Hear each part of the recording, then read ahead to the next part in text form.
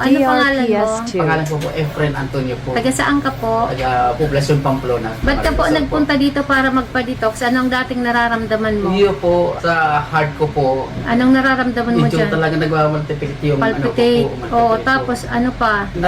sa ulo po. Nahihilo ka? Nahihilo po ako. O, out-balance ka na. So, So, sa po na outbalance. paano ang paglakad mo? Anong ginagawa mo? Ka-e-bike lang po ako. Hindi. Nung mag-inom ako ng ganito po. Kape? Ito, Mince kape? Oo. Nakailang box ka ng Mince kape? Nakaisang box lang po ako na Ano yung pagbabago sa'yo?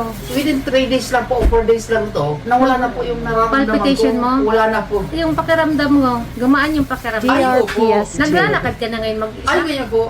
So maganda yung kape sa'yo. Ay, opo. Stroke patient ka po ba? Yes po. Ah, Opo, kaya yun. pala nagpapalpitate ka kasi ganyan ang may mga stroke, Ah, lumalaki ang puso, opo. nai-stroke yan. Po. Oo. Ngayon, 3 years ka nang na-stroke. Yes po, mga 3 Kape pa lang, nag-ayos-ayos ka na. Ay, opo.